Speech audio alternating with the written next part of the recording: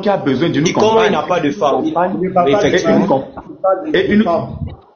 Voilà. Une compagne a besoin d'un compagnon, un compagnon a besoin d'une compagne. Donc Allah, Mais attends. À son image. Il faut lire le hadith, il a créé à son image. Mais pasteur, s'il n'était pas un homme, il n'aurait jamais dit ça. Il aurait dit comment est-ce que je pourrais avoir d'enfants moi qui ne suis pas un homme. On aurait compris que lui sa nature c'est pas homme. Lui, il est esprit, donc ça peut pas se faire. Pas moi qui ne suis pas un homme. Moi à qui rien ne ressemble et qui ne ressemble à rien. Il devait dire ça. Voilà. Donc s'il veut une compagne, c'est que nous comprenons sa nature.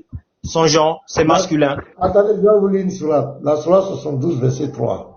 En vérité, notre Seigneur, que sa grandeur soit exaltée, ne s'est donné ni compagne, ni enfant. C'est-à-dire, quand il parle de compagne, il lit toujours un enfant. Pour lui, c'est pas, je dis que ça là, ce ne sont pas, ce sont des hommes qui écrivent. Ça là, c'est un homme qui a écrit ça. C'est pas révélation. De véritable Dieu ne peut pas parler comme cela. Jamais. Ça là, c'est un homme qui a écrit. La sourate 6, verset 101 là, c'est un homme qui a écrit ça encore. Il n'y a pas de révélation dans ça là. Ça là, il n'y a pas de révélation dedans. Regardez, en vérité, notre Seigneur, que sa grandeur soit exaltée. En vérité, notre Seigneur, c'est qui dit notre Seigneur là? C'est qui dit notre Seigneur là? Que sa grandeur soit exaltée. Ils vont dire que c'est Jibril. Ne s'est donné ni compagne, ni enfant. Bon, c'est un homme qui parle. C'est un homme qui parle. 72 là, non? C'est un homme qui a écrit ça. C'est un homme qui a écrit. Le frère dit pardon. Pasteur, 72 non? Ouais, 72 quoi. Dans le mot arabe là, c'est pas grandeur, hein. Pasteur, dans l'arabe là, c'est grand-père, hein.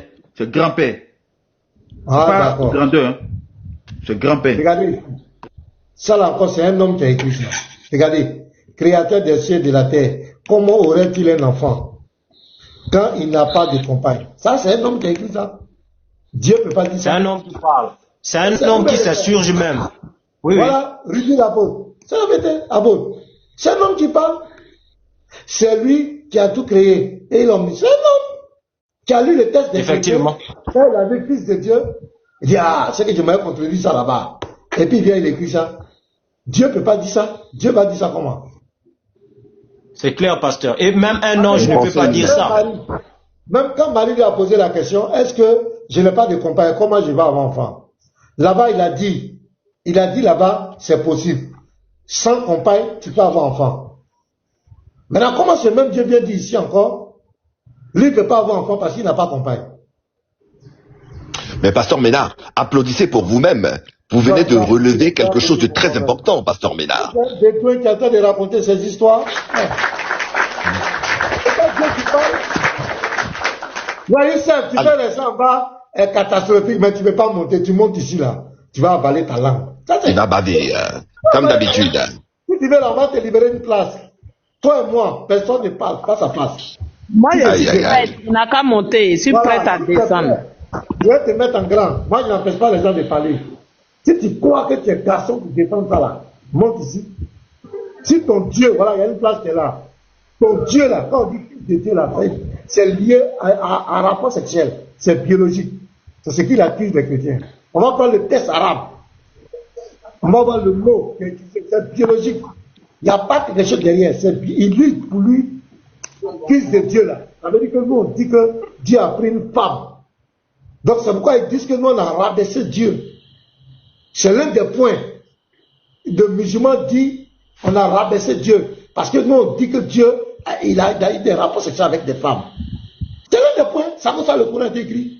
C'est ce qui fait à la justice des chrétiens. Parce que s'il a couché avec la femme, il a eu la femme, l'enfant automatiquement devient Dieu. Parce que Dieu ne peut que procréer Dieu. Mais lui comprend au sens biologique. Il comprend tout au sens biologique. C'est pourquoi il dit, comment aurait un enfant alors qu'il n'a pas de compagne? Mais, nous les hommes là, pour avoir un enfant, il faut que je l'emmène une compagne. Donc, exactement. c'est de façon biologique. Ou bien, l'approche est biologique. Donc, il se met à la place d'un homme. Parce que au niveau d'un homme, oui. Il faut qu'il ait une femme. Mais voilà. Dieu n'a pas besoin de femmes pour avoir un enfant. Dieu est tout puissant. Dieu est tout puissant. Mais pasteur Ménard, excusez-moi. Et la naissance de Jésus dans la Bible, l'enseignement du dogme chrétien, ça rentre dans un mystère. La naissance de Jésus est miraculeuse. Du début jusqu'à la fin, c'est un miracle. Personne ne peut expliquer ça biologiquement. C'est un mystère. C'est pourquoi quand elle a posé la question à Gabriel, Gabriel a dit quoi? Que le Saint-Esprit surviendra chez toi. Donc ça rentre dans le cadre spirituel, ça n'a rien à voir avec la chair. C'est pourquoi vous les chrétiens qui partez devant les musulmans, vous voulez expliquer comment Jésus était dans le ventre de Marie, vous voulez rentrer dans le ventre de Marie pour aller expliquer la position de Marie. Quand je vous regarde, ça me fait pitié. Comment tu vas expliquer ça? Toi-même, ta propre naissance dans le ventre de ta maman, tu ne peux pas expliquer. C'est pour Jésus là, tu vas l'expliquer. Et vous êtes là, et puis on vous pose des questions bêtes, et puis vous voulez les suivre dans ça. La naissance de Jésus est un miracle, c'est un mystère. Et quand on parle de miracle, de mystère, c'est des choses qui dépassent l'entendement humain. Aucun homme ne peut expliquer ça avec sa connaissance humaine. Mais je vois des pasteurs, je ne sais pas, vous voulez prouver quoi? La Bible même dit le mystère de la piété. Quand on parle de mystère, prenez le mot mystère, ça veut dire quoi? Le mystère de la piété, c'est que Dieu s'est manifesté en chair. C'est un mystère, on ne peut pas expliquer ça avec la conscience humaine. Mais tu vois des pasteurs, non, quand il était dedans, non, c'était la chair, c'était l'esprit, l'autre côté l'esprit est rentré, l'autre côté, toi, tu vas expliquer ça comment? Tu vas expliquer comment? Tu vas expliquer un miracle, un mystère comment? Ce qui est écrit là, tu t'arrêtes là. Marie lui a posé la question, comment aurais-je un enfant alors que je n'ai pas connu d'homme? Qu'est-ce que Gabriel a dit? On va lire, vous allez voir. Tu t'arrêtes là, c'est fini. C'est pas à toi de le convaincre, tu t'arrêtes là. Tu l'acceptes, il l'accepte pas, tu t'en fous.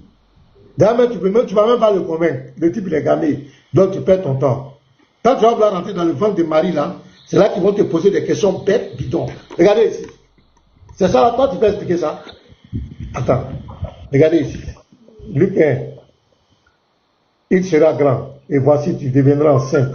Et tu enfanteras un fils et tu lui donneras le nom de Jésus. Il sera grand, tant appelé fils du Très-Haut. Il régnera sur la maison de ton enfant. Marie dit à l'ange, voilà, comment cela se fera-t-il, puisque je ne connais point d'homme? C'est pas la question. L'ange lui répondit, le Saint-Esprit surviendra sur toi, et la puissance du Très-Haut te couvrira de son nom. C'est pourquoi le Saint-Enfant qui naîtra de toi sera appelé Fils de Dieu. Est-ce qu'ici, là, toi, tu peux expliquer ça? Qui peut expliquer ça? Même Marie ne peut pas expliquer ça là. Qui peut expliquer ça? Et toi, tu veux rentrer dans le ventre de Marie? Non, la chair a été comme cela, l'esprit là, quand c'était dedans, là l'esprit est venu, est rentré dans la chair, tu ne peux pas expliquer ça. Après, on aussi a dit, Jésus Walem. C'est Jésus qui sait. Quand la chanson musulmane lui dit Allah Walem, il s'arrête là. Maintenant, toi, chrétien, tu veux te jouer, comme tu vas rentrer dans le ventre de Marie, pour aller faire échographie de Marie, comment Jésus était là-bas, comment il vivait, comment il était, quand il était là-bas, il était quoi? Toi, tu vas rentrer dedans pour aller expliquer ça. Non, mais, on ne va pas faire. Quelle audace! Quelle audace! Voilà. Mais tu vois, c'était. Et puis on lui pose des questions. Et puis il est là, il veut répondre. Mais, pasteur, oui. Même Marie, là, vous avez raison quand vous parlez de mystère. On ne peut pas expliquer ça. Parce que même déjà le terme qui est utilisé, la puissance du Saint-Esprit te couvrira. Te couvrira déjà. Et le Saint-Enfant qui naîtra de toi sera appelé Fils du Très-Haut. Là aussi, c'est un grand mystère. Parce que quand on parle du Très-Haut, ça veut dire que celui qui est au-dessus de toute puissance qui peut exister. Voilà. Donc ça veut dire que là, tu peux pas expliquer ça parce que le Très-Haut, c'est la dimension spirituelle la plus élevée de Dieu. Parce que Dieu, il est le Très-Haut, ça veut dire qu'il est au-dessus de toute puissance. Donc celui qui naît aussi, il naît comme dans cette nature-là au-dessus de toute puissance. Maintenant, quand tu vas aller dans le ventre, là, tu vas aller expliquer ça comment. Maintenant, ça, c'est même mieux, pasteur. Parce que dans Al-Bukhari 33, mais ce qui est écrit là-bas, je ne sais pas s'il y a un musulman qui peut expliquer ça. C'est très drôle, je vous assure. Je ne sais pas si les frères peuvent m'aider. Al-Bukhari 33. Vous allez voir. L'apôtre Rudy, cela Siméon, nous intéresse. regarde, même Siméon va faire une prophétie. Et cette prophétie, c'est ça qui démontre même la puissance de la Bible. Regardez, Luc 2, le verset 34. Siméon est béni et dit à Marie, sa mère, voici cet enfant est destiné à amener la chute et le relèvement de plusieurs en Israël et à devenir un signe qui provoquera la contradiction. C'est pas ce qu'on vit aujourd'hui. Cette parole-là, c'est pas ce qu'on vit aujourd'hui. Parce que Jésus-Christ même, c'est un mystère. Et son Père lui-même, il a dit, personne ne connaît le Fils si ce n'est le Père. Et personne non plus ne connaît le Père si ce n'est le Fils. Et celui-ci, le Fils, bien le révéler. Je peux couper les liens avec eux. Je peux arrêter. Donc Jésus-Christ même, c'est un mystère. Si ce n'est pas révélé à toi, tu vas venir lire les versets de la Bible, tu vas te casser la figure. Simon dit, et dit à Marie, sa mère, voici cet enfant est destiné à emmener la chute. Il va faire chuter beaucoup de personnes. S'il était Dieu, pourquoi il a prié? S'il était Dieu, pourquoi il a mangé? S'il était Dieu, pourquoi tant? S'il était Dieu, non. Voilà ce qu'il a dit ici. Je ne peux rien faire de moi-même. Voilà ce qu'il a dit ici. Il dit ça ici. Tantôt le même, ça va te dire, si vous me connaissiez, vous connaîtrez aussi mon Père. Et dès maintenant, vous le connaissez, vous l'avez vu. Il dit, mais il y a qu'est-ce que le type là, il dit quoi? Montre-nous le Père. Il dit, il y a si longtemps que je suis avec vous, tu ne m'as pas connu, Philippe. Non, tu vois, non? Il va te dire, tantôt il va te dire, je suis la résurrection et la vie. À travers. Oui, man of God. Et la vie. Toi, tu es la vie. Comment que Dieu qui est la vie? C'est Dieu lui-même. C'est Dieu lui-même qui est la vie, pasteur. Tu vois? Un prophète ne peut jamais dire ça. Un prophète ne peut jamais dire ça. Un être humain ne peut jamais dire ça. S'il dit ça, il blasphème, pasteur. Un prophète qui dit ça, il blasphème. Mais pasteur Ménard, excusez-moi, pasteur Ménard. J'ai fini ma phrase. Je suis dans le Père et le Père est en moi. Comment un prophète peut dire ça? C'est lourd. C'est lourd. Et avec le souverain sacrificateur, dans Matthieu 26 à partir de 60 à 67, quand le souverain a parlé avec lui, arrivé un moment, qu'est-ce qui s'est passé? Il a déchiré ses vêtements. Parce que le jeune homme qui était devant lui, ce jeune homme qui voyait de 33 ans, était en train de lui dire que c'est lui Hachem, l'Éternel. Parce que c'est lui ce qui vient sur les niais. C'est lui qui a la droite. La droite, c'est l'essence de la divinité. C'est l'autorité divine. Il dit c'est lui qui est là-bas. Ah, il est petit. Est-ce que ça va chez toi? Il a déchiré, parce que il a déchiré ses vêtements. Il dit, je viens sur les nuées. Or, les Juifs savent que celui qui vient sur les nuées, un prophète ne peut pas venir sur les nuées. Celui qui vient sur les nuées, c'est l'Éternel. Il a blasphémé. Il a blasphémé. Pourquoi? Parce que ce jeune homme qui était devant lui était en train de dire que c'est lui le Dieu vivant, l'Éternel, le Dieu d'Israël. C'est pourquoi il a déchiré. Et le jour quand tu blasphèmes contre Dieu, tu mérites la mort. Donc Jésus-Christ, c'est le plus grand mystère de tous les temps. Et après le sujet de Jésus, il faut l'aborder avec beaucoup d'humilité. Parce que Dieu nous a dit dans 1 Corinthiens 2, le verset 9 au verset 7, il dit, si tu n'as pas le Saint-Esprit, si tu n'as pas le Saint-Esprit, tu ne peux pas connaître les choses de Dieu. C'est par le Saint-Esprit, l'Esprit de Dieu. Il dit, lequel des hommes connaît les choses de l'homme, si ce n'est l'Esprit de l'homme qui est en lui. Pour connaître les choses de Dieu, il faut l'Esprit de Dieu en toi. Et vous n'avez jamais connu Jésus. Vous n'avez jamais connu la nouvelle naissance. Vous n'avez jamais été régénéré. Vous n'avez jamais reçu le Saint-Esprit. Vous voulez prendre la Bible, prendre les versets de la Bible, venir de lire comme un catalogue, comme un livre d'histoire. C'est pas quand vous retrouvez devant un chrétien averti, vous allez toujours mordre la poussière, vous allez avaler la langue, vous allez être ridicule.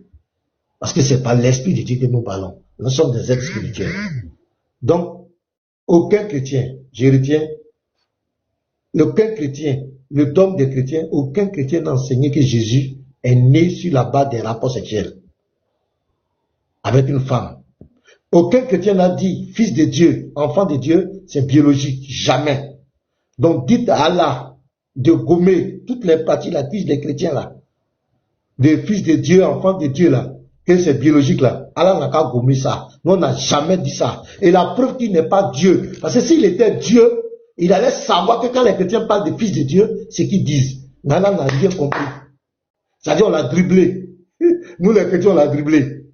C'est-à-dire notre dogme il ne connaît pas. Il allait créer religion, il allait écrire livre pour nous fustiger, nous accuser, jusqu'à aller nous dire qu'il va nous exterminer à cause d'un dogme que lui ne connaît pas.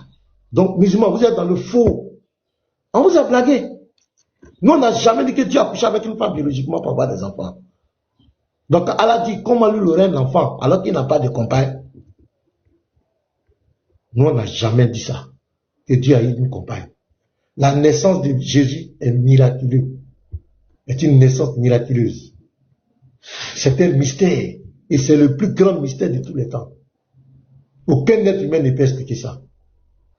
Et dans Luc 1, le verset 37, rien n'est impossible à Dieu. C'est ça qui rentre dans ses attributs de toute puissance, de omnipotence, capable d'être dans l'éternité et être sur la terre, physiquement, devant les gens. Et si Dieu n'est pas capable de faire ça, c'est qu'il n'est pas Dieu. Parce que même le petit sorcier, il est capable d'être dans un point A et être dans un point B.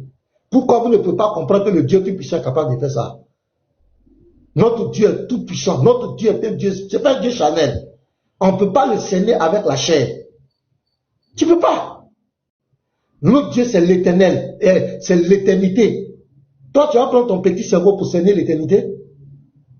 Si ce n'est pas révélé à toi, tu ne peux pas. Tu ne peux pas. Il était avec les disciples. Mais les disciples, arrivés à un moment donné, ils étaient dépassés. Ils ont dit, mais ils se sont posé des questions. Mais c'est qui lui-là même? Parce qu'il y a miracle et puis il y a miracle. Hein? On peut guérir les gens, mais il leur donne, il parle au vent. Le vent, les oreilles, la mer, les oreilles. La mer se calme comme cela. Ah! Les gens même, c'est qui lui-là même? C'est qui ce gars-là, ce monsieur-là? Même la nature lui obéit. Même la nature obéit à Jésus.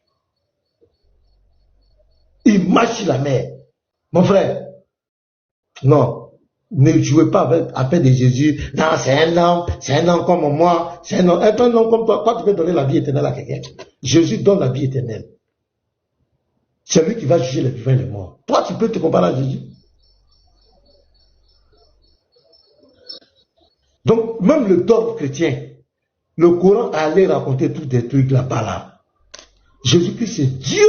Le seul fait même que le Coran même veut nier la divinité à Jésus, c'est la preuve que le Coran n'est pas un livre de vérité. Le seul fait Exactement. que le Coran c'est la preuve que parce qu'il est Dieu. Exactement. Il est Dieu. Yes. Vas-y, les choses, Abba Père. Non, pasteur Ménard, continuez. Nous sommes bénis, continuez. C'est clair. Donc je répète à tous les chrétiens. Yes. Non, pasteur, pardon, permettez-moi, pasteur. Vas-y, apôtre, vas-y. Oui, pasteur, pardon. Voilà, c'est juste pour être dans votre lignée. Écoutez comment est-ce que les Juifs ont été scandalisés avec Jésus. Et les musulmans qui disent que c'est un prophète comme les autres, les Juifs vont les enseigner. Jean 8, 51 à 53, on dit, il dit ceci, en vérité, je vous le dis, si quelqu'un garde ma parole, il ne verra jamais la mort.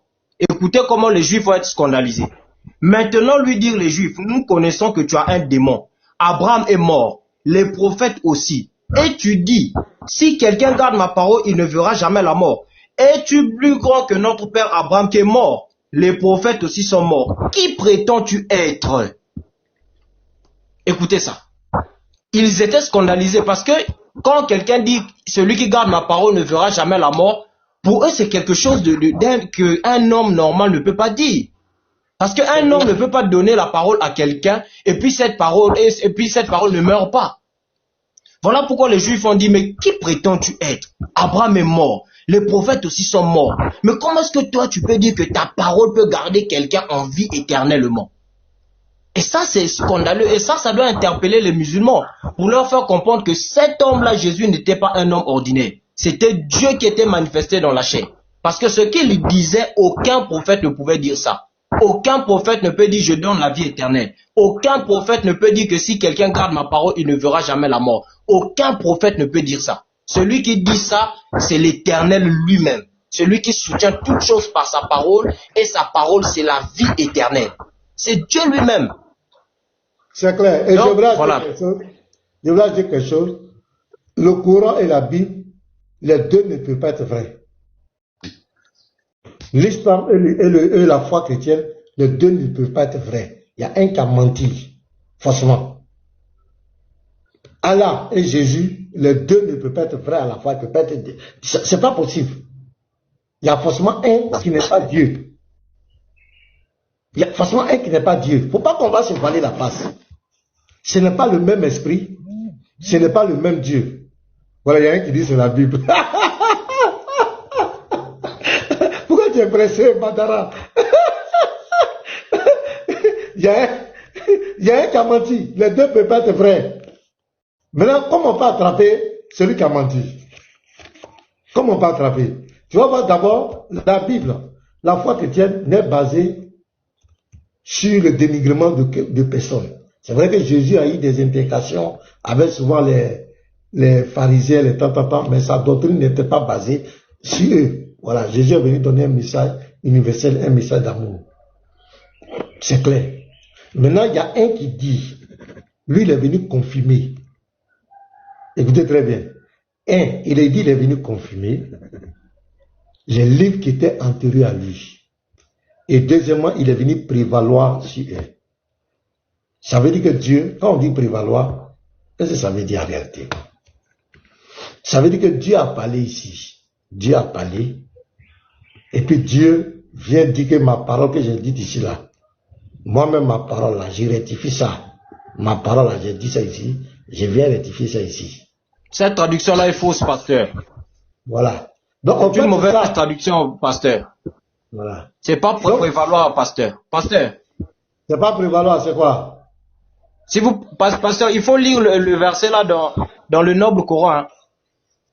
D'accord, je vais lire dans le noble Coran pour voir. Sinon, moi, c'est ce qu'il raconte toujours, hein. Donc, je vais voir. Comme ce que je vais vérifier ce que tu dis, parce qu'on ne finit jamais d'apprendre. Sourate 5, 49. Il faut lire ça dans le noble Coran, pasteur. Sourate 548. Il faut lire ça là-bas, pasteur. Oui, ils ont menti sur la traduction, pasteur. Oui, ils ont menti. Sourate 548 dans le noble Coran. Vous allez être surpris, pasteur. 48 dans le noble Coran. Ça va vous surprendre, pasteur. À toi aussi, nous avons révélé le Coran, expression de la pure vérité. Qu'est-ce que je fais là? Attends. Oh, maître. Attends, 45, 5, 48.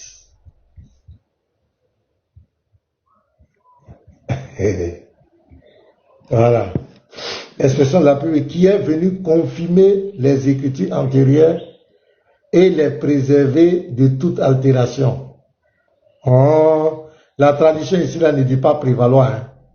Donc tu as raison, je reprends. À toi aussi, nous avons révélé le Coran, expression de la pure vérité, qui est venu confirmer les écritures antérieures et les préserver de toute altération. C'est ça, non? En tout cas, ça ne dit pas prévaloir. Tu as vraiment raison. Selon la tradition du Nouveau Coran, c'est pas prévaloir. Mais dans l'autre tradition électronique qu'on a, là-bas c'est prévaloir. Bon, on retient quoi? C'est le noble Coran qui est la bonne traduction, pasteur. Vous pouvez prendre en arabe, vous allez dans un traducteur. Oui. Vous prenez ça en arabe. D'accord. Donc même en arabe c'est ça. Oui, vous prenez en arabe, vous allez traduire dans un traducteur, ça va vous donner la même version que celui lui là, il va insulter encore, hein, lui qui est monté là. Les modérateurs, ils ont menti sur la traduction. C'est pas la peine de faire monter lui là, il va insulter. Les modérateurs, soyez sur suivez le rythme. Bon, attends, je vais aller voir. Je vais mettre le texte dans ça GPT pour voir. Non, ne mettez pas dans le chat GPT, pasteur. Mettez dans un traducteur neutre. Attends, je viens. Sourate, je viens. Sourate 5, le verset 48. Texte original arabe. Texte original arabe. Tu veux qu'on mette dans quel moteur? Et explication. Oui, vous pouvez mettre ça sur DeepL ou peut-être Google Traducteur. ChatGPT va vous donner la version qu'ils ont retenue là. Même dans le Noble Coran, vous pouvez copier le texte en arabe. D'accord, je vais essayer pour voir. Je vais voir un peu. Oui, prenez dans le Noble Coran, copiez le texte en arabe et puis emmenez ça, c'est possible. D'accord, je vais voir. Donc je disais que entre les deux, là, il y a forcément un qui a menti. Parce que dans la Bible, il est clair. Avant même que Jésus ne vienne, l'Éternel avait déjà dit qu'il y avait quelqu'un qui allait venir mourir à la croix. Qui allait mourir pour nos péchés. Dans le psaume 22, David le dit dans le psaume 22, verset 17 à 19. Ésaïe 53, du verset 1 à 12, parle de ça. Zacharie parle de ça, où il sera percé les 30 pièces. Donc avant ça, la crucifixion était déjà là. Et Dieu a tellement voulu bien faire, parce qu'il dit, tout à fait doit être réglé sur la déclaration de 2 ou de 3 témoins. Un seul témoin ne suffit pas. Matthieu va dire que Jésus a bel et bien été crucifié. Marc va dire que Jésus a été crucifié. Luc va dire que Jésus a été crucifié. Jean va dire que Jésus a été crucifié. Les Juifs, les propres parents de Jésus vont dire que Jésus a été crucifié. Les Romains qui l'ont crucifié confirment. Pierre le confirme. Et Paul qui vient plus tard confirme. Tous les apôtres confirment. Et ils sont tous morts pour ce message. Ils ont donné ils sont tous morts en martyrs à cause de la mort et la résurrection du Seigneur Jésus-Christ. Et ils étaient les témoins oculaires. 6 siècles après, il y a un homme, lui seul, sans témoin, qui rentre dans une grotte. Il va croiser un esprit là-bas, entre guillemets. Un esprit, entre guillemets. Qu'on ne connaît pas, qu'on n'a jamais vu. Parce que, qui n'a rien à voir avec l'ange Gabriel. Parce que l'ange Gabriel n'a pas ses attitudes. Parce que cet esprit-là, il est venu brutaliser le monsieur. Il a vraiment brutalisé. Et cet esprit avait peur des chiens. C'est lui qui est l'auteur du courant, cet esprit. C'est lui qui vient dire que Jésus n'a pas été crucifié. Et quand on explique le faux semblant, que c'était un faux semblant, c'est la chose la plus ridicule au monde. La chose la plus ridicule. Tantôt, quand les savants parlent, on dit non, c'était Judas. D'autres disent c'était un inconnu. D'autres disent c'était le plus jeune Jean, à qui Allah a donné le visage, a mis le visage de quelqu'un sur lui. Donc là, il a trompé tous les gens. Parce que si ces apôtres croyaient que vraiment Jésus est mort, le moment Marie, tous les autres croyaient que c'est lui qui les a trompés. Et même ce serait lui qui a créé le christianisme. Parce que c'est sur la base de sa tromperie, les gens ont cru que Jésus est mort. Ils ont créé le christianisme. Le fondement du christianisme, c'est la mort et la résurrection de Jésus. Donc, qui est l'auteur du christianisme alors? C'est qui a trompé les gens? Donc, vous voyez que c'est tellement ridicule. Or, la mort et la résurrection de Jésus, c'est pas des histoires, c'est des choses qui sont palpables, avec des témoins. C'est pas des choses qui ont été racontées en l'air. Donc, déjà, il y a un qui a menti. Et devant une justice, une juridiction, on ne peut pas rejeter au moins 10 témoins pour prendre le témoin d'une personne. C'est pas possible. Parce que 10 témoins, souvent même qui ne se connaissaient pas physiquement, disent des choses. Quand Ésaïe prophétisait, quand David prophétisait, Ésaïe n'était pas là. Quand Zacharie prophétisait, l'autre n'était pas là. Comment ont-ils fait? Les gens qui n'ont pas vécu dans la même période peuvent se donner des prophéties sur un personnage et tout s'est accompli. Souvent quand je dis, mais il fallait qu'il y ait un complot. Si les États avaient vécu au même moment et qu'ils racontaient les mêmes, on allait dire qu'ils ont fait un complot pour venir égarer les gens, mais ils n'ont pas vécu dans la même période. Matthieu, quand Matthieu écrivait, la ligne de l'électorat de Matthieu, ça n'a rien à voir avec Marc, Luc, Jean. Mais les 4 unanimement disent qu'il est bien allé à la croix, il est mort, il est resté. Il n'y a pas faux semblant. C'est 6 siècles après, quelqu'un qui ne connaît même pas, qui n'est pas israélite, qui n'est pas juif, 6 siècles après, qui vient sans témoin. Mais on met son témoin à la poubelle. C'est lui qui vient.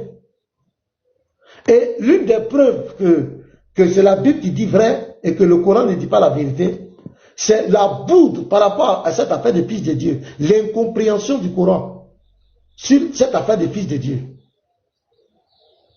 Et encore, l'une des preuves que le Coran ne dit pas la vérité, parce que le Dieu qui parle dans le Coran veut se faire passer pour le Dieu d'Israël. Alors que quand on regarde ses attributs, il est en contradiction directe avec le Dieu d'Israël. Donc c'est lui qui ment, c'est lui qui ne dit pas la vérité. C'est lui qui dit, il vient confirmer. C'est lui qui dit, il vient confirmer. Or, la Bible n'a jamais dit qu'il y a un livre qui va venir le confirmer. Non, c'est lui qui dit, il vient confirmer. Maintenant, quand on regarde, il ne confirme pas, il infirme. Il vient s'opposer. Il vient s'opposer à tout. Il vient contredire tous les prophètes. Il vient contredire tous les textes. Et comme d'habitude, pour la fuite en avant, il va faire sortir l'argument de falsification. Ça veut dire que comme ça ne concorde pas, c'est que les autres antérieurs ont falsifié. Donc c'est là qu'ils vont inventer ce dogme surréel. Ça dit leur Dieu, voilà un Dieu qui a créé les cieux et la terre, qui a créé le monde, qui décide d'apporter sa parole. Il est omniscient. Il envoie sa parole pour guider les gens sur le droit chemin. Et ce Dieu sait que s'il confie sa parole aux hommes, les hommes vont corrompre sa parole. Donc, il envoie ses livres, il enlève toute responsabilité. Dans lui-même, les lois qu'il a données pour sauver l'humanité, il enlève toute responsabilité. Il dit, il donne la garde aux hommes. Les hommes à qui il donne la garde, il sait que ces hommes seront corrompus. Donc, pendant les livres, depuis Moïse, jusqu'à même Jésus, donc Jésus m'a trouvé des livres corrompus. Et après, jusqu'à l'islam, tous ces livres étaient corrompus. Antérieurs au Coran, ont été corrompus.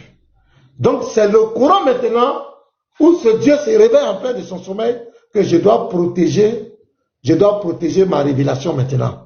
Je ne peux plus confier aux hommes, je vais protéger ma révélation maintenant. Donc, les hommes, pendant des siècles et des siècles, qui ont suivi des livres corrompus. C'est-à-dire que Dieu a dit, quand Dieu a dit tu ne tueras point, dans ces livres-là, ils ont dit il faut tuer. Là où Dieu a dit A, dans ces livres-là, ils ont mis B. Donc il y a eu un complot, parce que les livres étaient répandus partout dans le monde, la parole de Dieu. Donc, il y a un jour, ils se sont donné rendez-vous, ils ont appelé. Anyway, toi tu es en Espagne, il faut corrompre ça, les Lévites. Toi tu es en Amérique, alors la partie où Dieu a dit, tu ne voleras pas, Lévites, il faut mettre là-bas, il faut voler. Eh oh précieux, toi tu es en Grèce, mets là-bas. La partie où Dieu a dit, tu ne forniqueras point. Oh précieux, il faut mettre, il faut forniquer. Christ Rédempteur. Toi tu es en Égypte, on va t'avoir en Égypte chez les Kémites.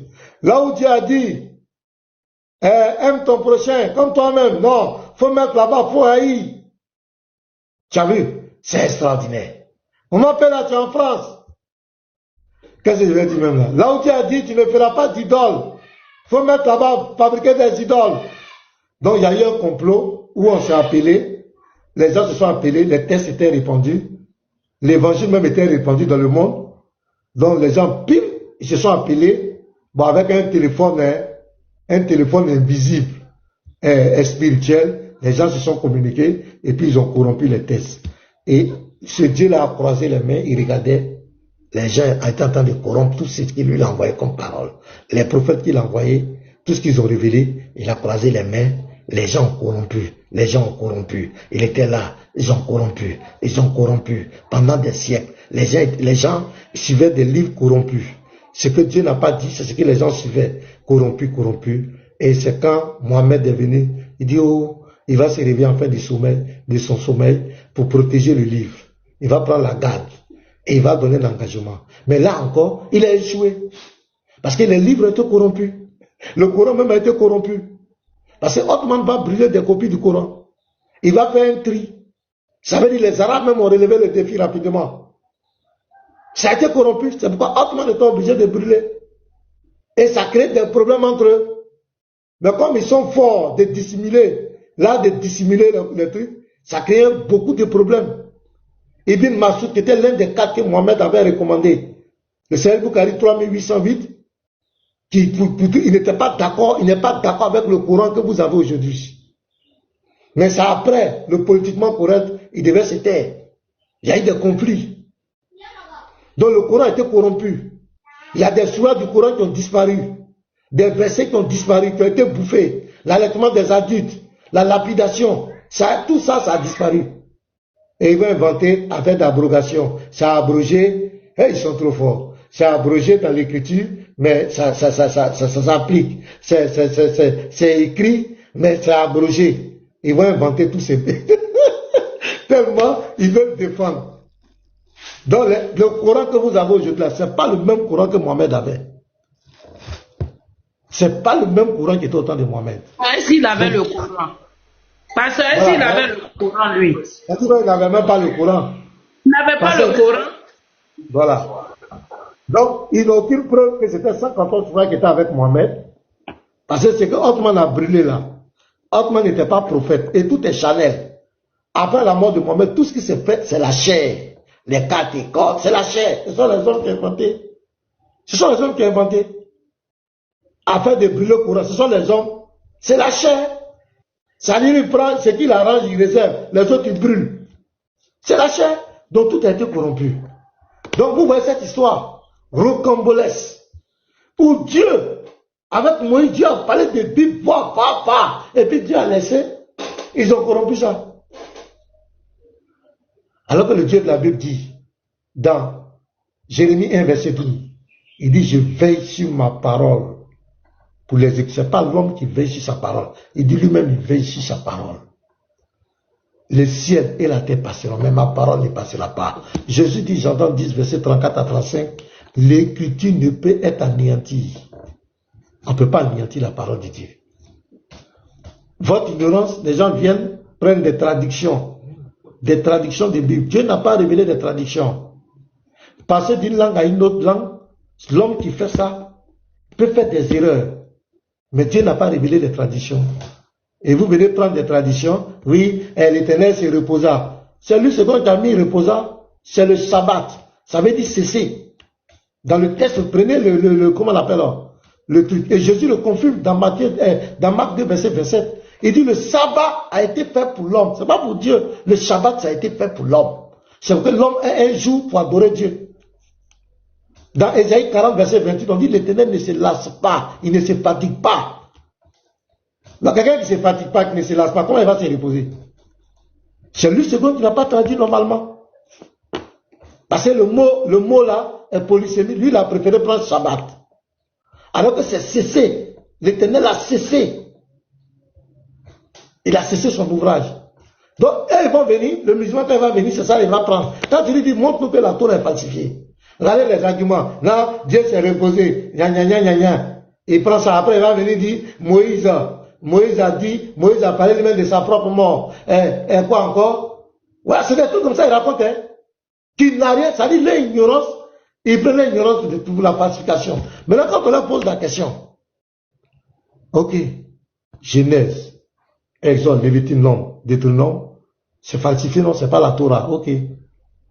Regardez-moi mon geste, où est ma petite Bible? Tu dis, c'est ça, non? Genèse, Exode, Lévitique, non, Deutéronome, c'est falsifié, c'est pas la Torah. Je mets ça ici. On ne touche plus. Montre-nous la Torah que Allah a révélée à Moïse. Chaos. Aucun musulman ne peut s'en sortir. Montre-nous la vraie Torah. Ils ne savent pas là où c'est. Ça a disparu. Parce que le Dieu du Coran n'a jamais révélé la Torah. Il n'a jamais révélé. Apôtre, la seule raison possible, il n'a jamais révélé la Torah. Ils vont te dire, Matthieu, Marc, Luc, Jean, ce n'est pas l'évangile de Jésus. Ce sont les hommes qui ont inventé. Ok. Montre-nous l'évangile que Allah a révélé à Issa ou Jésus, selon vous. Maintenant, pasteur. Sourate 157 dit que leur prophète est mentionné dans la Torah et dans l'évangile. Maintenant, vu que nous, on n'a pas la Torah, on n'a pas l'évangile. Maintenant, il faut qu'ils nous montrent la Torah là où leur prophète est mentionné et l'évangile là où il est mentionné. D'après la Sourate 757, c'est fini. Il va aller chercher. Effectivement. Ce sont des déclarations en l'air. Ce sont des déclarations en l'air. Et là, le Coran est fort dedans. Montrez-nous où est l'évangile. S'ils disent non, d'autres maintenant pour mentir, ils disent que c'est chose, comment on appelle là? C'était des paroles. Mais regarde le verset. La Surah 5. C'était papier. C'était avec les trucs. Regardez. Surah 5, verset 44. Vous ne pouvez pas vous échapper. Surah 5, verset 44. Voilà. Nous avons fait descendre la Torah, mais ici ils ont mis le Torah, dans laquelle il y a guidé lumière. C'est sur la base que les prophètes, qui se sont soumis à Allah, ainsi que les rabbins et les docteurs jugent les affaires des Juifs. Ça est où? Cette Torah-là. Car on leur a confié la garde du livre d'Allah. Vous avez vu, non? Il dit, il a confié la garde à ces gens-là. Et ils en sont témoins. Ne craignez donc pas, attends, on va voir pour l'évangile là. Et nous y avons prescrit pour eux, vie pour vie, œil pour œil, ouais, pour l'évangile là même, blessure pour blessure, C'est 46, non? Et nous avons envoyé après Jésus, fils de Marie, pour confirmer ce qu'il y avait dans la Torah avant lui. Et nous lui avons donné l'évangile. L'évangile, il a donné l'évangile à Jésus. Où il y a guidé. Oui, soit 568, pasteur. Soit 568. Non, 46, il y a 46 d'abord. Et nous lui avons donné l'évangile des lumières pour confirmer ce qu'il y avait dans la Torah avant lui, et un guide et une exhortation pour les pieux. Voilà. Que les gens de l'évangile là jugent d'après ce qu'Allah y a fait descendre. Donc le livre était avec les gens. C'était avec eux. C'est pourquoi ils devaient prendre pour juger. Mais là, où est cet évangile là? Où ça est? Vous trouverez que ce sont des paroles en l'air. C'est du pipeau. Ça n'existe pas. Ils ne pourront jamais te montrer ça. Donc quand il vous dit Matthieu, Marc, Luc, Jean, ce n'est pas l'évangile. Il ne faut pas discuter, il ne faut pas faire papada. Et puis il faut les attendre. Quand il dit ça, le juge vient dire que Jean 14, 16 ou bien combien parle de leur prophète. Il faut lui rappeler là. Tu avais dit que Matthieu, Marc, Luc, Jean, ce n'est pas l'évangile. Mais comment se fait dire que ça parle de ton prophète? Un livre inventé. Tu dis que ce sont les hommes qui ont écrit. Maintenant, comment tu peux dire que ça parle de ton prophète? Ton Dieu dit que c'est le prophète là, il est mentionné dans la Torah et l'évangile. Est-ce que ton Dieu a révélé Matthieu, Marc, Luc, Jean? C'est dans la Torah, l'évangile que lui l'a révélé là, quand on doit aller chercher ton prophète. Maintenant, où est-ce que ton Dieu a donné là? Parce que pour nous, ce sont les hommes. Ce sont les hommes qui ont écrit. Matthieu là, d'ailleurs on ne sait pas si c'est Matthieu, c'est faux, ce sont les gens qui ont inventé. Marc là, c'est faux, c'est pas lui. Luc là, ce sont des menteurs. Jean là, ce sont des menteurs, c'est un faux évangile. Ça c'est évangile selon les hommes. Ok. Montre-nous l'évangile que Allah a donné à Jésus. Et quand le Coran même parle comme cela, le Dieu qui parle ici ne connaît même pas ce que c'est que l'évangile. Parce que l'évangile, ce n'est pas un document qu'on donne à Jésus. L'évangile, c'est le vécu de Jésus. C'est le vécu de Jésus. Sa naissance miraculeuse, ses miracles, son message d'amour, de tolérance, sa mort et la résurrection. Ce n'est pas un livre qu'on lui donne. C'est lui-même sa vie. Ce n'est pas un livre qu'on donne à Jésus. Maintenant, comment tu as donné l'évangile à Jésus? C'est comme tu as donné Jésus à Jésus. Ça n'a pas de sens. Donc, il ne connaît même pas l'évangile. Matthieu, Marc, Luc, Jean, c'est l'évangile de Jésus. Je peux même aller plus loin. Je peux encore les choquer. L'évangile de Jésus là, c'est de Matthieu à Apocalypse. C'est la bonne nouvelle. Tout ce qui concerne le salut pour Jésus, le salut en Jésus pour l'humanité là, c'est ça qui est la bonne nouvelle. Donc, le pasteur, c'est de Genèse à Apocalypse. L'évangile, c'est de Genèse à Apocalypse. D'après Jean 5, verset 39. Là, ils vont pleurer. Tu vas voir, pleurer. Il faut prendre Matthieu. Tu vas aller faire live. Oh, ceux-là sont des ignorants. Il dit l'évangile là. Donc moi, je dose. Moi, je prends Matthieu. Ça n'engage que moi, pasteur. Voilà. Ça n'engage que moi. Et tout musulman qui n'est pas d'accord. Oui, celui qui n'est pas d'accord, il vient devant moi. Celui qui n'est pas d'accord, il vient devant moi. Je vais le déciencer. Celui qui est courageux là, il vient. Moi, je dis que l'évangile, c'est de Genèse à Apocalypse. S'il n'est pas d'accord, il vient devant moi pour me prouver que non, l'évangile, c'est pas ça.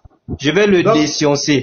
Dans l'évangile, mes frères musulmans, votre Dieu a fait des déclarations qu'il ne peut jamais prouver. vous ne pourrez jamais trouver la Torah. Jamais. En dehors de Genèse, Exode, Lévitique, Nombre, Deutéronome, vous ne pourrez jamais trouver la Torah. En dehors de Matthieu, Marc, Luc, Jean, je m'arrête là pour votre compréhension.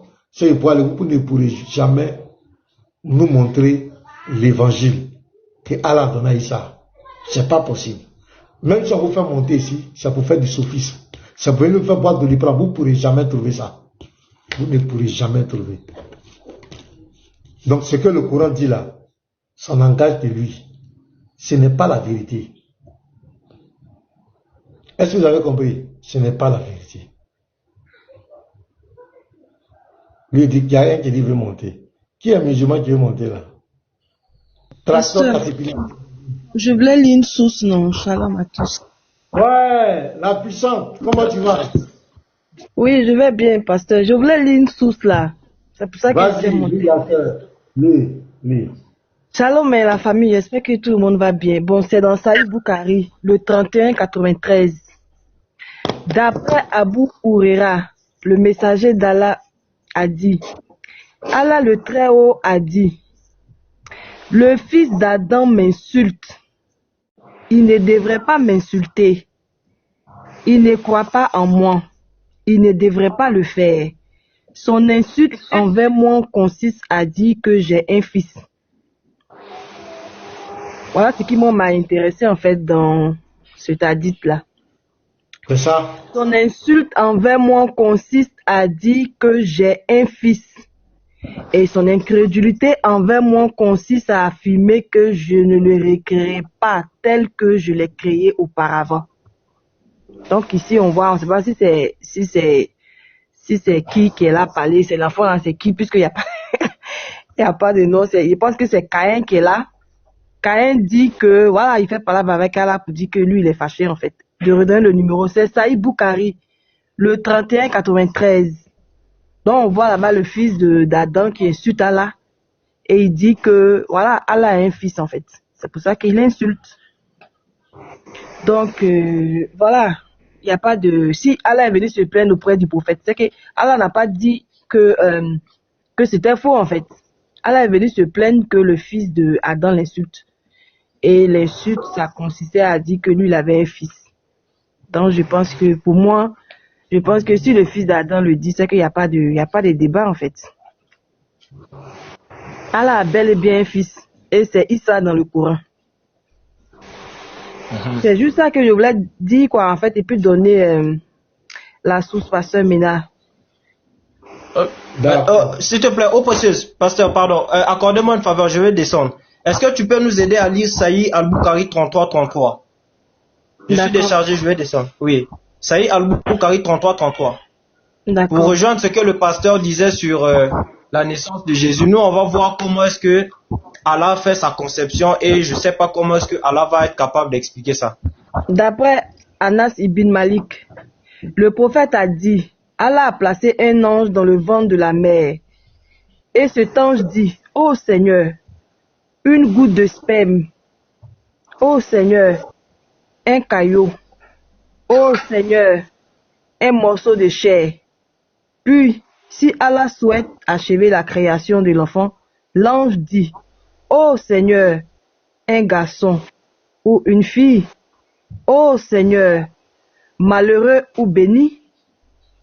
En religion, quel sera son mode de vie? Quel sera son âge? L'ange écrit tout cela alors que l'enfant est encore dans le ventre de sa mère. C'est bon, Rudy, ou tu veux que je relise? Oui, il faut relire, pardon, faut relire. Les musulmans vont bien écouter.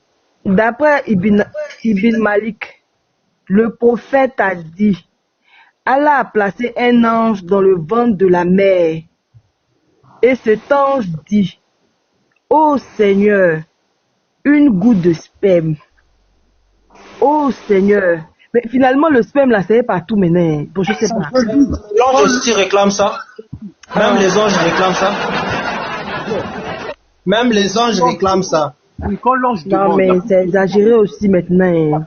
Ça va venir. Mais on lui fait tout avec l'ange reconnaît ça. Ah. L'ange connaît ça. L'ange est dans le ventre de la femme là. Donc l'ange a besoin de ça. Il en a besoin. Ok. Mais me posez-vous la question. Si l'ange désire ça, c'est que l'ange connaît ça depuis avant même la création. Non, mais c'est exagéré en fait. Bon, mais oui, c'est que l'ange connaît ça depuis. Oh Seigneur, une goutte de sperme. Oh Seigneur, un caillot. Oh Seigneur, un morceau de chair. Donc ici là, attends, donc le sperme, donc ils sont en train de décrire la formation de l'enfant en fait. Ça commence par le sperme. Mais oui, avant même la formation, avant même comment on appelle ça? Fécondation. La conception. Avant même la conception, on relate ce qui se passe. Donc l'ange est d'abord dans le ventre de la femme, et maintenant c'est l'ange qui réclame ça. C'est l'ange qui désire ça. Et que Allah envoie ça. Mais je comprends pas, c'est l'ange qui désire ça, quoi, toutes ces choses-là. Oui, c'est l'ange, oui. C'est l'ange qui est dans le ventre de la femme. Oui, mais mon frère. Je vois. Voilà, donc avant qu'une femme ne mette au monde... Donc, ce sont les anges qui décident, ce n'est plus Allah même qui décide en fait. Parce que les anges ont la capacité d'ôter la vie. Dans la sourate 4, 97, je crois. Ils ont la capacité d'ôter la vie. Ils ont la capacité de choisir si c'est un enfant, c'est une femme, c'est un homme. Bon, c'est que les anges qui en réalité, les anges sont Allah en fait. Ils ont le pouvoir d'ôter la vie. Ils ont le pouvoir d'ôter la vie. Ce n'est plus le parent qui décide d'envoyer le sperme pour la fécondation, non. Mais c'est Allah et les anges. Effectivement. Donc l'ange vient d'abord dans le ventre de la mère. Donc toute femme enceinte là, sachez qu'il y a un ange dans son ventre. Frère, s'il te plaît. Allons encore, parce que c'est de façon disparate qu'il est en train de citer des éléments. Le premier élément, l'ange a demandé, c'est le sperme. Vous et nous connaissons l'anatomie. Nous avons tous été des spermes qui s'est fécondé avec l'ovule et a formé le fœtus jusqu'à ce que le fœtus s'est développé et devenu un homme. Et on a remarqué qu'il y a la présence de toutes les cellules, sang et tous les organes.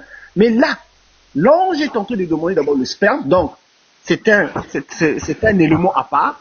La chair aussi va être un élément à part, et le reste va être un élément. Ça c'est quel être que Allah a formé, le sperme à part, la chair à part. C'est quel être hybride là? Ça c'est un androgyne, je ne sais pas comment on doit appeler. Parce que si le sperme est le premier élément qui se féconde avec l'ovule, là, nous comprenons véritablement la formation de l'être humain dans le sein. Donc, au moment où l'homme et la femme doivent faire les choses, l'ange est déjà dans le ventre. Oui. Parce qu'il dit, l'ange est là. Donc, l'ange est déjà dans le ventre pour attendre le sperme, en fait, c'est ça? Oui, c'est ça. Et c'est grave, hein, franchement, ça, c'est Mais quoi, ça? En plus, quand on fait l'échographie, moi, ce que je trouve bizarre, pourquoi quand on fait les échographies des femmes, on ne voit pas l'ange là? Pourquoi on ne le voit pas? Parce que l'ange est là dans le ventre. Le problème, c'est que l'ange, il est à l'intérieur pendant qu'ils sont en train de faire les mouvements. Lui, il est à l'intérieur pour recueillir le... L'ange est là, il sécurise. Non, mais... L'ange... C'est l'islam. L'ange sécurise le ventre de la femme. Bon, c'est à ça que nous, on doit aller. C'est à une telle religion que nous, on doit aller. Le ventre de la femme, l'ange sécurise. L'ange sait ce qu'il sécurise. Non, c'est pas le ventre de la femme. Non, voilà. Bon, moi, je vais descendre, hein, pasteur. Je vais descendre. Merci beaucoup, famille. Ça continue, hein. J'ai laissé le petit message quand même, pas. Les frères, pardonnez, partagez la fiche, non, ma publication à partager, s'il vous plaît. Voilà, c'est quelle publication? C'est où ça? Tu as publié ça où? Sur mon profil, là. Faut montrer en bas, on te met en grand, si c'est possible. Bon, si ce compte-là, non. L'autre là, j'ai été signalé, donc ça ne va pas passer en fait. Là-bas, pardon, tu peux montrer ça. C'est pour ça que je suis monté avec ce compte-là. L'autre là, les musulmans l'ont signalé. D'accord, je vais montrer. D'accord, je vais monter ça tout à l'heure. Comment tu vas? Apôtre Jean, tractor, Caterpillar, ça va? Shalom pasteur, shalom pasteur, shalom tout le monde, shalom tous les frères. J'étais là aujourd'hui. J'étais là aujourd'hui en train de suivre les panels depuis le matin. Bon. Et puis j'ai fait un petit tour là. J'ai croisé l'imposteur de l'autre côté, en train de parler de n'importe quoi. Bon, heureusement vous avez déjà touché cette histoire. Mais sauf que je voulais me joindre aux frères chrétiens par rapport à ce qui s'était dit la fois passée, par rapport à ces usurpateurs. Je pense que ce que j'ai déploré, c'est de voir les frères chrétiens monter dans ces panels-là et discuter avec lui. Or, c'est quelqu'un qui a un défi de nous donner les noms. Donc, s'il arrivait qu'un chrétien les croise quelque part, la seule chose, c'est de lui demander les noms du prophète qu'il suit. Parce que la manière dont je vis là, les frères en train de discuter avec lui sur les panels de musulmans, devant aller et puis les Aokomènes, j'ai trouvé ça... Personnellement, je n'ai pas bien trouvé, mais bon, je pense qu'on va continuer toujours à sensibiliser nos frères chrétiens de savoir que des genres de personnes... Lui seulement, son débat, il doit donner le nom du prophète. Il n'y a pas un autre débat. Effectivement, c'est ça. Et puis, effectivement, j'écrivais même là en bas. S'il vous plaît, pasteur, s'il vous plaît. Frère, c'est mieux que tu retires, parce que nous sommes enregistrés, tu viens de dire deux mots, deux noms ici. Tu as dit aller et l'autre nom là. C'est mieux que tu retires. C'était aller avec Baba. Parce que ces gens-là attendent la petite bête pour essayer de surgir. Il a dit quel nom? Ouais, il a dit quel nom? Non, je dis le frère Tractor. Il a dit, il a vu les frères avec l'imposteur en train de discuter avec Baba. Il a dit un surnom. Tu parles des Aokomènes. Tu parles des Aokomènes. Il a ça, s'il te plaît. Il parle de pasteur Jean-Luc. Pasteur Jean-Luc. Non, il a dit... Non, en fait, s'il vous plaît, il y a un nom là, ne mentionnez pas ce nom-là ici. C'est mieux. Ne mentionnez pas ce nom-là ici, pardon. Ok. Retire ça pendant que nous séance. Ce n'est pas important, c'est un néant. Il est néant. Ah, ok, d'accord, je retire ça. Donc, en fait, j'écrivais aux frères, bon, parce que quand même, le frère l'a mis KO, parce qu'il avait donné un passage là et le frère lui a demandé de lire. Il dit que non, même les chrétiens, ils auront les femmes aussi, il est en train de dire des trucs comme ça. Là. Bon, quand même, le frère Amani lui a mis KO. Mais le vrai problème, c'est que il ne faut même pas discuter avec lui dans ces panels là parce que ce n'est pas important. Sinon, ce n'est pas important. Vraiment, ce n'est pas utile. Alors, l'autre chose, c'est que il y a l'autre là, bon, je l'ai nommé, hein, Oustaz Tibia Jambe. Donc, excusez-moi, moi, je prends ce que je vois. Donc, lui aussi, les jours qu'il va dire que les tibias là ou bien la jambe là, c'est pour qui? Alors, on peut faire le débat avec lui. Je pense que c'est ce que je voulais dire. Merci, je m'imite. Tu vois, l'autre, les chrétiens ne doivent plus changer. Il faut qu'il montre son prophète ici, là.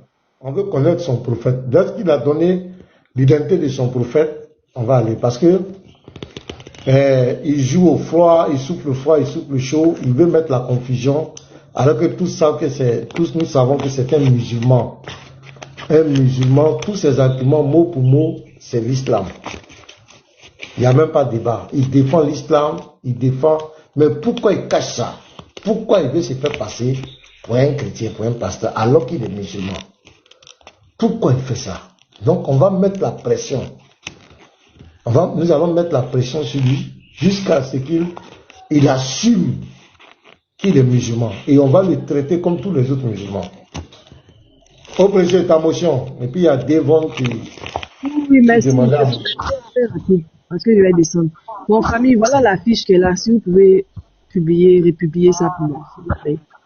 Parce qu'il y a des personnes qui sont pas au courant. Donc, voilà la fiche, c'est sur mon profil là-bas. Il faut expliquer. Qu'est-ce que tu veux faire? Qu'est-ce que tu fais? D'accord, ok. Bon, famille, comme je l'ai dit, soutenons les débatteurs chrétiens. Voilà. Ils sont en train de faire un gros travail sur TikTok actuellement. À cause de, pardon, on va pas les triangles là. On est tranquille. Vous voyez. La dernière fois, New Boy même est parti là-bas là. Sur le live de, je sais pas, j'ai oublié un peu le live de qui. Même Ibrahim avait fui ce jour-là. Ibrahim avait fui, Youssef avait fui, Ahmed avait fui, et tous avaient fui parce que les frères étaient là. Donc aujourd'hui, là, sur TikTok, là, on est tranquille. On a un groupe ici, franchement, ils font du bon boulot. Voilà la VA qui est là, Garizim aussi, voilà le pasteur Mina, les petits matos, voilà les Willy là qui sont là-bas. Hier même, ils ont fait un débat avec les Diabaté là, les Mina là, comme d'habitude. Donc, soutenons les débatteurs chrétiens avec le pasteur Mina. Donc, j'ai décidé de faire une cagnotte pour soutenir nos frères. Et cette cagnotte-là a déjà débuté et elle prendra fin le 30 décembre. Voilà, c'est, comme je le dis, et je le répète, c'est de façon volontaire. Oui, parce que, attends, je vais faire un peu de speak, non, parce que... D'accord, pas plus. Il y a Devon qui est là, il est chaud. On va voir de quoi il est capable. Ici, là, nous, on est fatigué de vous. On est fatigué, allez là, on va passer à autre chose. On est fatigué de vous, à la fin d'année, là. C'est comme une offrande, en fait, famille. C'est ton offrande de fin d'année. Quand tu sèmes pour le Seigneur, là, tu es béni. Voilà. Et Dieu aussi va te bénir en cette fin d'année, là. C'est ton offrande. C'est une manière de donner notre offrande, en fait. Ce n'est pas en vain. Il faut pas penser que ça a un être humain que tu es en train de donner, en fait. Toi, tu peux voir un être humain, mais dis-toi que c'est comme à Dieu que tu donnes. Parce que quand tu fais du bien à ton prochain, c'est à Dieu que tu as fait du bien, en fait. Donc, nos débatteurs, là, prouvons qu'on les aime, famille. Prouvons qu'on les aime. Cassons la baraque. Pas vous allez venir vos 5 000, vos 2 000, vos 3 000, il n'y a pas besoin de ça. Cassons la, il dit, oh, c'est dit que le 30 là, le 31 là, quand on va venir, c'est une fête même, quoi. Quand on va présenter ce qu'on a eu là, les musulmans vont rester, ils vont dire, les chrétiens là, franchement, ils se sont pas laissés faire. Donc, voilà les numéros là. C'est vrai, ils doivent vous encourager. Tu dois vous encourager. Si tu veux, je vais venir sur ton panel là-bas, au lieu d'enregistrer là. On va venir sur ton panel là-bas. On va venir sur ton panel. Donc, voilà les numéros. Il y a le numéro orange. Il y a le numéro orange, il y a le numéro rouge. Actuellement, j'ai pas de PayPal. Les gens veulent aider les débatteurs, ça vous fait mal encore. Tu vas enregistrer à ce point. On va donner Tibia là, c'est Tibia de qui tu n'as pas parlé, tu as fait d'enregistrer. Vas-y, oui. Ok, c'est la faute du géant. C'est que je vais rentrer en contact avec toi après. Oui, mais pas directement. Voilà la fiche qui est là. On parle plus beaucoup. Voilà la fiche. Voilà les numéros.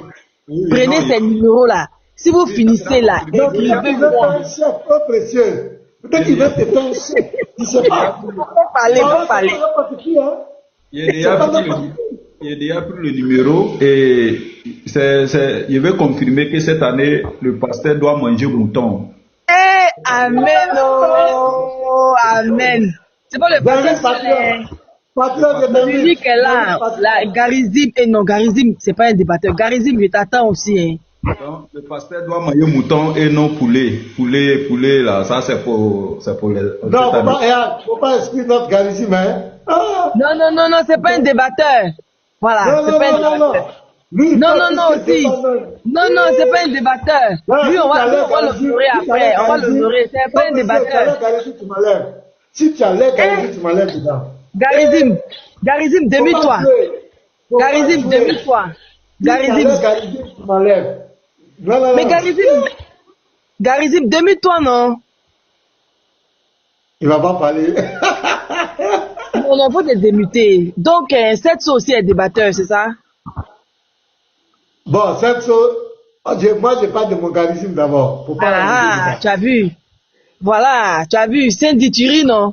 C'est ici, on va parler tout. Restez là. Donc, l'apôtre. Non, Garizim, tu ne peux pas l'enlever parce que lui-même, ce qu'il fait, il fait plus que débat. Non, mais lui, on doit l'honorer après. On ne va pas le mélanger, en fait, tu vois. Maintenant, comme tu as dit, il n'y a pas de souci. Il faut le mettre dedans. Mettre tout le monde dedans, il n'y a pas de problème. Même si c'est 5 francs, on va partager. On ne peut pas mettre quelqu'un. Donc, l'apôtre, tu dis que le pasteur doit manger un mouton, c'est ça? Mouton de Tabaski, là. On doit donner ça au pasteur. Alléluia. Pourquoi mouton de Tabaski? Pourquoi mouton de Tabaski? Faut enlever Tabaski dessus, pardon. Faut enlever Tabaski dessus. Prends ça pour faire Tabaski, non? Le pasteur, lui, va manger ça 31 décembre. Il faut bien parler, il ne faut pas nous confondre. Non, faut enlever Tabaski là, c'est pas important. Faut enlever. Ouais. Donc, voilà, la famille. Cassons la baraque, s'il vous plaît. C'est la première édition. Peut-être qu'on aura encore d'autres éditions. Donc, cette fois-ci, si ça a bien réussi, on va reconduire ça. Donc, voilà, les numéros sont déjà là. Vous pouvez me contacter en inbox. Ah, y a pas de Il faut chuter. Il y a des gens qui aiment. Merci beaucoup, pasteur. Non, j'ai fini. J'étais en train de chuter. Tu m'as appelé. Il était sous la douche. Oui. Le pasteur dit, toi, tu es débatteur. Non, non, je ne suis pas débatteur. Hein. Merci. Non, je ne suis pas débatteur. Aux précieuses.